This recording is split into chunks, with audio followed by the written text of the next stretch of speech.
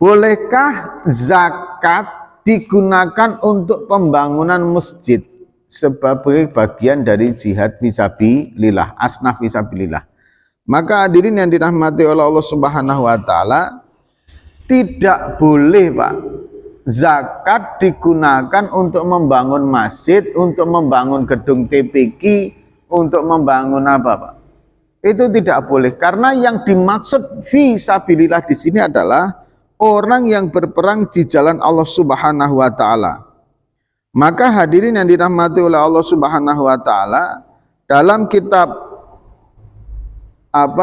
Tobatus Syafi'iyah atau dalam kitab yang lain seperti kitab Fathul Mu'in itu juga, bahwa wattafaqu ala man il ikhraji li bina'i masjidin au takfinin mayitin.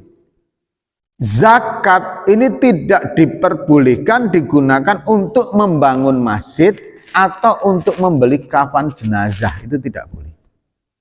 Makanya hadirin yang dirahmati oleh Allah Subhanahu wa taala, kalau ada jenazah yang dia fakir miskin, dia enggak ditemukan saudaranya, kemudian dia meninggal, dan itu sering mengajukan ke Basnas Pak, sering Pak, ada jenazah yang tidak diketahui kemudian gini itu sering mengajukan ke Basnas. Makanya hadirin, bagaimana Basnas mensiasatnya? Kami mengambil dari sektor infak.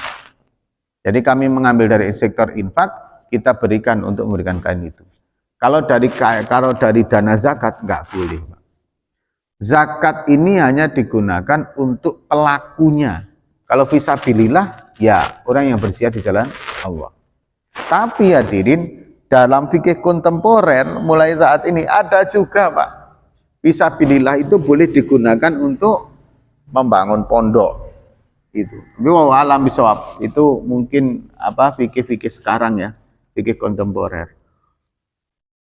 Dan saya masih belum sepakat dengan itu. Saya masih mensepakati bahwa dana zakat itu tetap tidak diperbolehkan untuk membangun masjid, membangun madrasah, nggak boleh.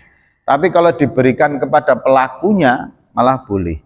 Misalkan zakat di sini Pak diberikan kepada para santri, para kiai, guru TPQ, para imam, itu malah boleh karena mereka yang berjuang di jalan Allah. Tapi kalau diberikan untuk membeli karpetnya Pak Imam gitu, malah nggak boleh Pak.